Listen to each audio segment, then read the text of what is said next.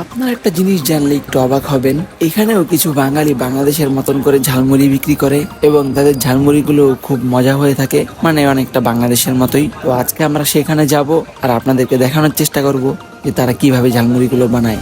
তো এখন আমরা আছি তেরমিনি, যেটা রোম শহরের সবচেয়ে বড় স্টেশন। এখান থেকে আমরা ডিরেক্টলি যাব পিñাত্তারা, যেটাকে অনেকেই বাংলা টাউনও বলে থাকে। তো আপনারা সাথেই থাকুন। আমরা এখন ভিক্টোরিয়া অবস্থান করছি, আমাদের ট্রাম চলে আসছে, আমরা এখন তুর্পিনাতারা যাব। A few moments later. তো ফাইনালি আমরা এখন তুর্পিনাতারা এসে পড়েছি। আমরা এখন যাব সেই ঐতিহাসিক ঝালমুড়ি খেতে। আর আমাদের ভিডিওগুলো আপনাদের কাছে কেমন লাগে সেটা অবশ্যই কমেন্ট করে জানিয়ে দিতে পারেন। যদি কোনো ভিডিও ভালো লেগে যায় অবশ্যই শেয়ার করে আপনার পরিচিতদেরকে দেখার সুযোগ করে দিবেন। ইতিমধ্যে যেই রোডে ঝালমুড়ি বিক্রি করে আমরা সেই রোডে ঢুকে পড়েছি এবং তাদেরকে খুঁজেও পেয়েছি। অবশেষে আমরা চলে এলাম আমাদের কাঙ্ক্ষিত স্থানে।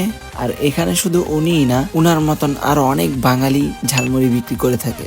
যখনই আমরা বললাম আমরা ঝালমুড়ি নিব, সে আমাদের দুজনের হাতে 2টা পেঁয়াজু ধরিয়ে দিল এবং সেটা ফ্রি।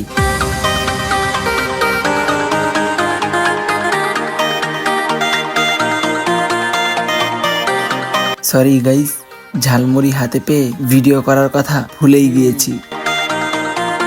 এরই মধ্যে আমাদের খাওয়া শেষ প্রায়। তো আমরা এখন বাসার উদ্দেশ্যে রওনা হব। আজকের মতো বিদায় নিচ্ছি, ইনশাল্লাহ খুবই তাড়াতাড়ি আরো একটি ভিডিওতে আমাদের দেখা হবে।